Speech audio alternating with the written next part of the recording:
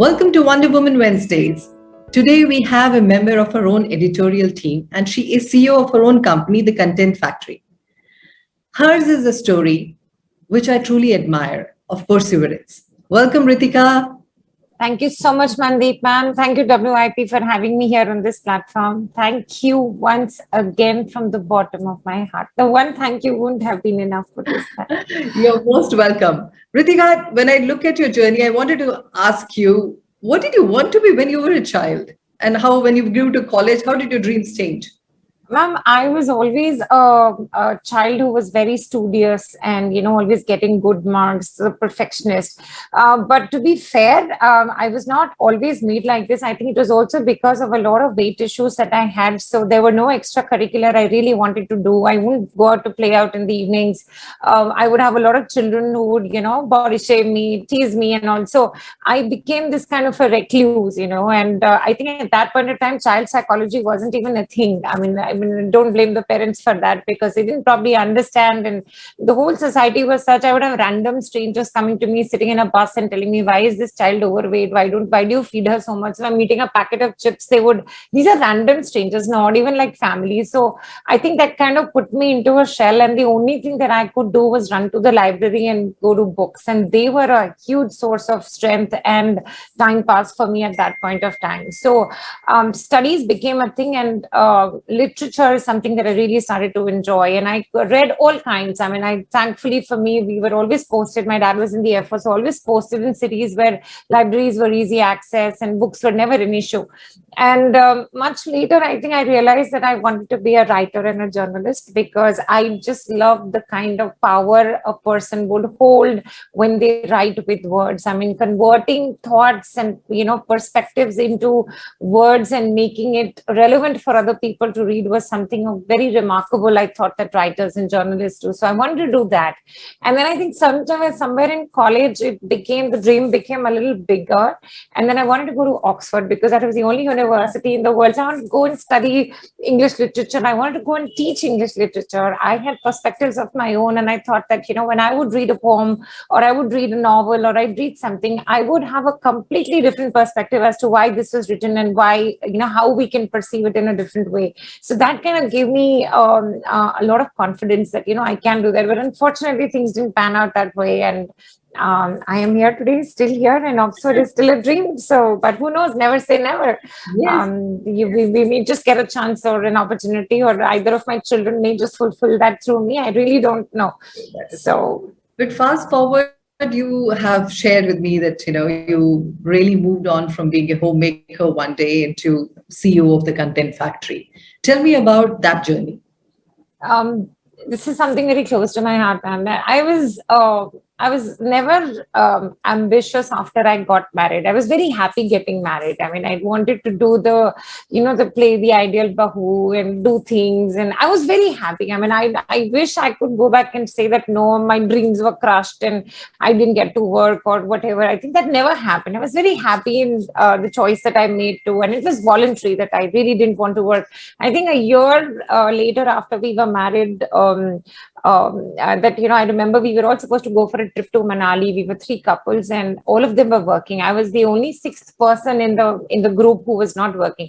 So one of the guys, I still remember, he just said कि अरे ये सारे काम सुबह उठ के 4 बजे रितिका कर लेगी, ये सारे पराठे वो बना देगी, सैंडविचेस वो बना देगी, दारू इकट्ठी कर लेगी, सब कुछ happen. I was like, why am I supposed to do everything? I mean, everybody need to share, okay? 1/3 work. And this guy said, अरे you are the only one who doesn't earn your bread and butter, ना? तुम तो हमारे free के खाने पे चलते हो. That kind of hit me so bad. We were newly married and money was never an issue, but just that kind of, when I put my foot down, I said, nahi, ab mujhe naukri karni, now I needed to work. I had done some random stuff before, nothing professionally, something that I'm proud of, but you just get into something and you just kind of, dab into it and then you figure out kya karenge, kya nahi karenge, and then marriage happened. So anyways, So then I picked up a job. And I think less than a year into my work, I was accidentally pregnant. So, and then put on bed rest. So that also went for a toss. And I was still happy. मतलब काम करके भी खुश थी. उसके बाद भी I was pretty much happy. Then I got busy with rearing my children. And then more or less I stayed a housewife. बीच में कहीं पे I think those, pangs would arise that I want to do something. I want to do something. So I was a very aware housewife. I mean, you wouldn't call me like a typical housewife, that I was doing things. I would still read the Economic Times back to back, from the first word to the last word. So I was pretty aware as to what was going on. Branding and advertising used to really catch my attention. I loved that part of, work that people did. And coincidentally, when my daughter was born, again, that kida stuck and I said, nahi, mujhe kuch karna hai. And I picked up a branding and advertising course from Willinkar in Mumbai. It was an online course. It was pretty comfortable. And I thought this is something that I can do. And I think post that, I remember some gentleman in our building. In fact, I reached out to him a couple of days back. He was the CEO of an advertising agency. And my daughter was this teeny weeny, 9 months, 10-month-old baby. And he used to really enjoy coming, grab a beer and come and he'd sit. And sometimes he'd work also. And I remember one of those days when he's working and we had a chat and I said, look, what you're doing, this is something very interesting. I said, maybe instead of this line, you can write that line. And it suddenly, he says, you're good at this copywriting stuff. And where did you learn it? I said, no, it just comes naturally to me and stuff like that. So that again was one of those, triggers for me to think that I needed to do something. But then again, life changed. We moved houses and then I got busy with my social circle. I was just the one who did, wanted to keep a perfect house. I wanted to play the perfect daughter-in-law, perfect wife and all of that. Unfortunately, 2012 things fell apart and I had to move back to Chandigarh and a divorce happened, separation happened. It was very painful. Suddenly you are moved from the city that you've been staying in for years together. Your children were going to schools and, you're kind of displaced and you're back into your city. And Chandigarh was one city I hated, Mandeep, ma'am, from the bottom of my heart, because I used to always believe that, Bombay has a certain character, people in Bombay. And I was very, very, very lucky to find awesome friends, great people to interact with. My social circle was amazing. So I had nothing to complain about there. But when I came here, the mentalities were different. The culture was different. And unfortunately thrown into a situation where I'm a single woman. So, the male mentality was very different here. Those challenges are separate. By the way, I'm writing a book on that and we should get to know about the men in my life and my experiences with them. It's humorous. I've tried to make it funny, but anyways. And I think it is much later that I, out of financial distress, nothing else, no design, no, I would say that not an entrepreneur by design or default, but out of financial distress is when I started my entrepreneurial journey, looking for a job, worked in a PR agency for a couple of months. They went kaput and then I started, and then somebody just mentioned to me that, "Arey, tum aisa kuch content writing ke naam pe hai, Ritika. Would you think would be interested?" I said, "Look, I really don't understand it, but I have command over the language. You give me something, I can edit it and give it back to you, and that's all that I can do." So it started from there. And today we are a company of 15 women, and we've done international work across in Silicon Valley. We've worked with some of the best in the industry, and it's I just look back, and when I interact with people who know me from the last 10-15 years, I'm a different person, I'm a different human being, I'm a professional now, but I think the core remains the same. You probably just the facade outside changes. That too is your reality, but I just I feel very proud and very unapologetically so that my journey from where I was to where I am today, I'm very proud of myself. So of course, there's been lots of ups and downs, like everybody goes through, and not just me. It's a thing with everybody. Nanak Dukhya Sab Sansar, I believe. But I think I'm very happy where I am, and God has been extremely kind. So yeah, it just Tell me feels one thing, nice. Ritika. I'm listening to you, and a lot of questions are coming in my mind. That Yes, at the same time, you must be processing your emotions, looking after well-being of your children, also going through exploring work options, setting up your business. How did you manage this all in those first few years? This mustn't have been easy for you.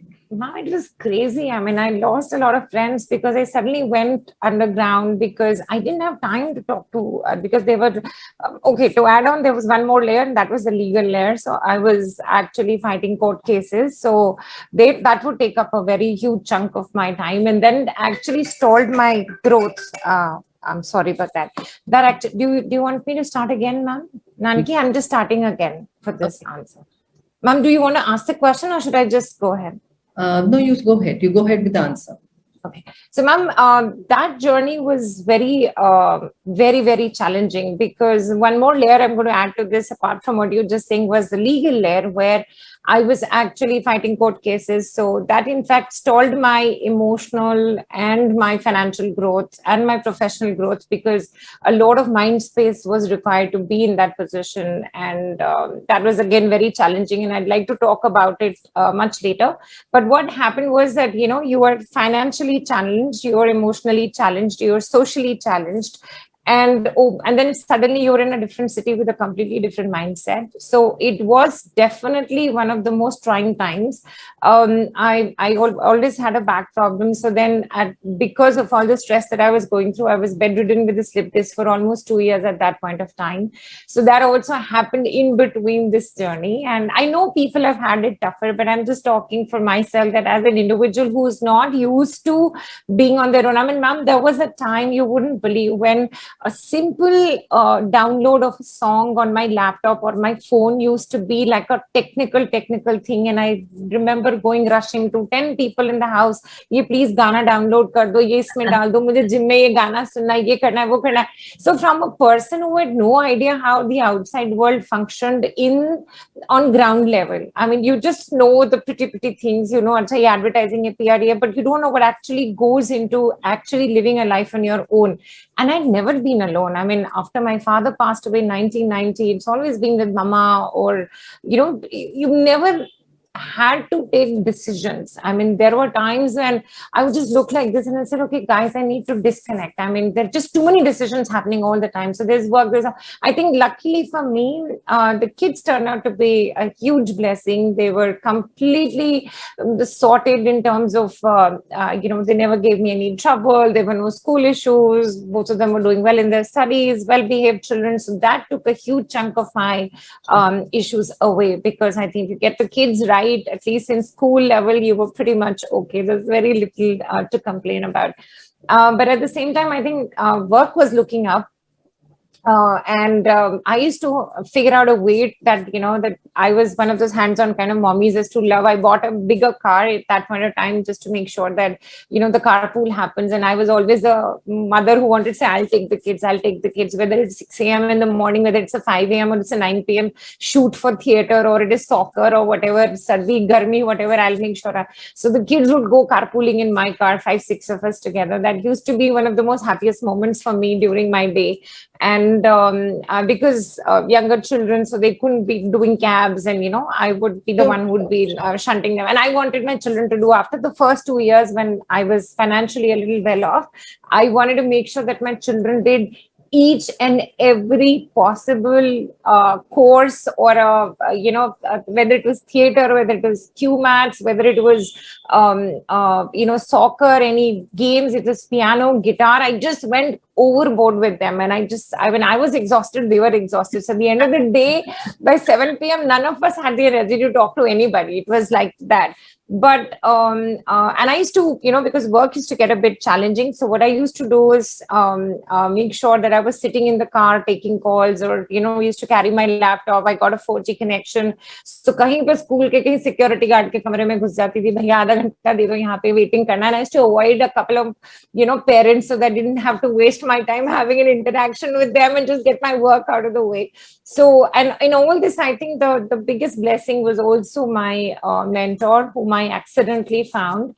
And he really is instrumental in my journey and where I am today, he would, so I'm just wanting to talk about, there are a lot of negatives. We all go through that. I mean, the downs, but the ups were also very, very, enriching for me. So I remember choti choti cheezein, like, ma'am, he would, never introduce me to clients he thought would be creepy or, don't have any integrity, or they're the chalu types or whatever. So he would always curate. And the first thing he just said, Ritika, I think you should talk to him.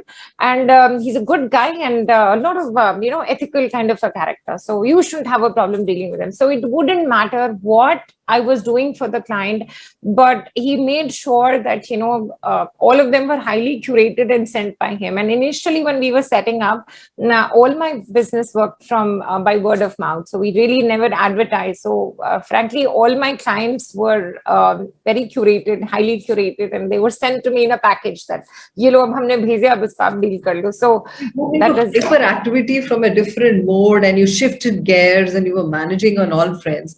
Did you get time to resolve some of the feelings which comes with a breakup and stuff like that? And did you feel that, hey, this I have got it right now that you're 8, 9 years down the line, and I mean everybody knows you're a successful entrepreneur, you're known in the Thai community and in Chandigarh, you're organizing things, you're networking. So when you look back, it has been a very very a journey which has been interesting, so to say the least. How would you say that what have you resolved, and what are the things, which are the feelings which are still lying there unresolved, and which are the things that you have ticked on and said, this I have achieved well? So, I mean, it's a very, very deep question that you asked me. So, I would say that what is left unresolved is things like trust issues. When See, it's very different when you go to the court and you fight a battle with a stranger, someone banged your car, or maybe it's a neighbor. It's very different. But when you need to fight with someone you've loved and, raised a family together, it's home. I mean, it's like fighting a part of you, right? So that was, I think, very overwhelming. And that kind of created a lot of trust issues for me. So, abhi randomly, if somebody would say, oh, that husband does a lot for his wife, and says, pakka se kahin bahar kuch chal raha hoega. So, on a lighter vein, so I am always the kind of person who's always thinking, nahi, uska kuch pakka se kahin hoga. So, that has kind of, taken, and judgment errors, because then sometimes you lose out on good people because you're just trying to overthink a situation that maybe this, maybe that. So that remains largely unresolved as of now. And I think the only good piece of advice which I stuck on to, and I got it from a very dear friend, was, Ritika, the only way to move forward in life is to erase the bad memories by creating new ones and happier ones. So I purposely went ahead and made sure that I was, interacting, meeting people, things that gave me pleasure, going out with my children, friendships. I invested a lot in that because that was what gave me genuine happiness. And I think the other second unresolved issue was confidence. So, and I would like to share this because this is a women's only community, that all of us, I think, at some stage create a sort of life around one person. Sometimes those persons don't necessarily have to be your husbands, your spouses, or partners. It can be anybody for that matter. It could be children, right? I think what happens is that when that thing moves or it doesn't stay anymore, your foundation kind of, because the agenda in life goes for a toss. I mean, there is no life you had without that person, and everything is correlated to that. I mean, choti choti cheezein, like, I remember when I moved to Chandigarh and I was in this state of distress, and someone very close to my family just, passed a comment like this, that, "Arey beta, tu to shaadi ke baad hame bhul hi gayi thi, ab yaad aayi hamari." So, and that, I mean, she was right also. I mean, they weren't wrong in saying that. I think what we all do is that in making that person the center of our lives, we also forget a lot of our friends and our family. And And I'm not saying that this needs to be transactional in a way that that that you may need them, so hence you have to build a relationship. No, it is more like khushiyan baantne ke liye bhi you need people, right? So I'm sure that tomorrow, if I was in that situation, my daughter or my son getting married, I would have really, really wanted people from my side of the family to also come. But unfortunately, I never built those relationships. Not because they didn't mean anything to me, but simply because I was so focused and so hell bent on making, that no, this is my life, this is my world, I need to do this here. So confidence fell apart at the personal level. Professional to kuch tha hi nahi. So I remember when somebody would tell me, you're really good at this, Ritika, and then I would just look at the person and say, oh, is he saying that because my face looks pretty? Is he saying that because I look okay? Is he saying that because there is something he wants out of me, or she, or whatever? So I would have never taken a compliment on its face value when people would tell me, oh, I believe in you. And I was the kind of person who would require like 100 validations, that you sure, and in every relationship I would ask, what is it that you like about me? So it was a bit annoying, but my friends who really, really knew me well understood that this was the time that I needed validation and loads of it. So I would not say that they are completely resolved, the confidence issues. But yeah, I mean, they're work in progress. So yeah, that part is still there. But the things that I managed well was, I think I was basically the kind of person, ma'am, even as a child, that if there's something I would pick up, I will just go for it. And luckily for me, I've been blessed with creative instinct. So everything I want to do, मुझे dance भी करना है, मुझे painting भी करना है, मुझे art and craft भी करना है, मुझे I just wanted to do everything as a child. I mean, anything that did not require interaction with the outside world or team play or teamwork or whatever, because of the weight issues again. So whatever I could manage on my own, I did that. And reading, of course, was a huge thing. So luckily for me, when I did set up my business, I think just made sure that I did not have my ego. कहीं पे तो मैंने self respect भी खो दी थी, और वैसे भी confidence issues थे, तो probably that never kind of raised its ugly head on me. And I just went ahead and whatever came my way, I never said no. ये करना, ये हो जाएगा, ये होगा, हम कर लेंगे. And I always say that Google is my university and Google is my degree. When a client would ask me for my credentials, I said I'm an autodidact. I'm a self-learner. There's nobody here who's taught me. Of course, due respect to my mentors and the people who helped me along the way. But a lot of it, that, ma'am, you've been a professional yourself for so many years. There are some things people can't teach you. So luckily for me, again, I was a people's person. So, picking up the phone and calling a client or reaching out to somebody was never an issue.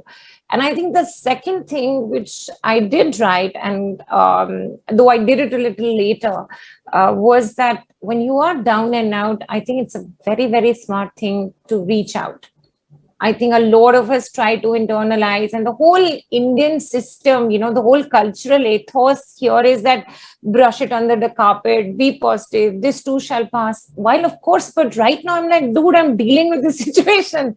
I need an answer. I know it'll pass, but right now I'm in it and I need a way to get out of it. So I think I did a lot of that. I would really built a team of really good 4-5 solid people, and I would reach out to them. I was like crying in the car. Court mein ye ho gaya, fani jagah pe ye ho gaya, client ne aise bol diya, ye khol diya. And they were very, very sweet to me, and they just kind of, luckily for me, they're still around, and I'm totally blessed to have them. So I think those 2-3 things pretty much worked for me. So the women who go through a relationship getting over or heartbreaks, what is your advice to them? A final one. Okay. I'm just going to tell you exactly how I feel. No, I'm not going to mince words. So I think first things first is that a lot of women are not taught to even understand the red flags in a relationship. It is so warped that every time you don't compromise or just karo, don't quit, itna hi to karta hai. I'll just give a small example, ma'am. When I was in the courts running around, and I was like this really sensitive person who would just keep on crying all the time because I didn't know how to, understand what's going on. I didn't know how to deal with it.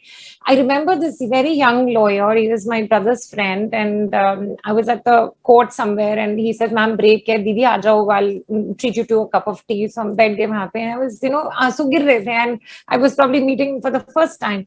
And I mean, by the time I'd lost all sense of embarrassment, कि अब तो रोना आ रहा है तो आ रहा है, वो जज खड़ा है, वो कुछ खड़ा है, मुझे फर्क ही नहीं पड़ता था.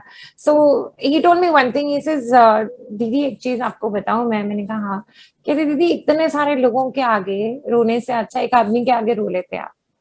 That was like a bolt out of the blue, that we are indirectly, so he was not wrong, but he was not right either. I was like, am I supposed to take this? Because I mean, this level of, this level of distrust and the level of abuse, are you supposed to take it because you're, now with someone? And this goes for all of us, whether married, not married, in live-in relationships, partners, whatever. We're not taught to see the red flags in our relationships. I mean, the gaslighting, the confidence issues, the financial issues. I mean, none of us are taught to do that. We're always told, "Okay, beta, adjust karo, adjust karo." Till date, I have a lot of friends, Mandeep ma'am, who would say that I'd rather have a dead daughter than a divorced daughter. I mean, I still hear it even now today. And I've had friends and I said, okay, no, the only way out of this is for you to get financially independent. So anyways, that's one side. I think one is to see the red flags and then try and do something about it, communicate. If that doesn't happen, I always say that don't give up without a fight. If the relationship really means something to you, if it is genuine, genuine even from your end, even if it doesn't happen from the other side, give it your best shot. Sure. I mean, try and make it work. I'm not the kind of person who'll say, "Arey, hota hua, nahi hua, to chodo aur chalo." That's not how it works. And I don't believe in that personally for myself. So, and if still doesn't work, there is going to be heartbreak. So be prepared. And I always tell, is something that I tell my young children also, 18 and 14, कि बेटा दिल खोल के प्यार करना. इस as में भी दिल टूटेगा भी और आओगे माँ की गोदी में रोते रोते तो 10 दिन खाना मत खाना, बाहर मत जाना, बाल मत धोना, सब कुछ कर लेना. Do all that melodrama that you really wanted, because heartbreak is a real thing, ma'am. It is very I know that experience when they say in that phrase that your heart is being ripped open. I know what that means. So I always tell the children that ये होगा, लड़की भी जाएगी, लड़का भी जाएगा, धोखा भी होगा, सब कुछ होगा. They would just, or even simply that they will just like someone else more than they like you. So I said, do that. But the important part is that once all this melodrama and dance drama is done, then you need to stand up and move on. Oh my God. And that can happen only if you're talking. And I think a lot of self-awareness helps when you can, in hindsight, even go back and think that, okay, this is how it was.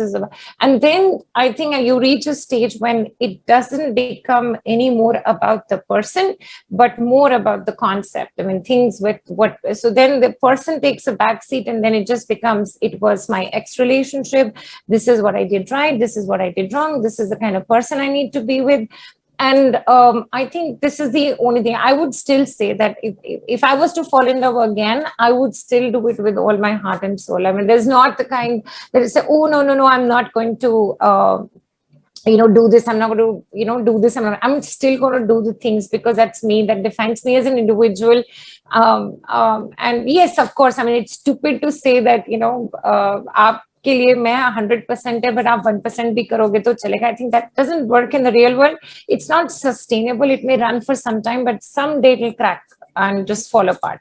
So my only this thing is दिल खोल के प्यार करो, but उसके बाद जो होगा देखा जाएगा. So we'll see. So, but stand back on your feet. More power to you. Thank you so much for sharing your story. I know there are a few girls out there who are going to understand what you've been through, and we only can appreciate that. So my thing to all the women in WiP is that some fairy tales do not have the conventional ending. The princess has to save herself with the sword. And here is one that we saw who's a real fighter. Thank you, Ritika. Thank you so much.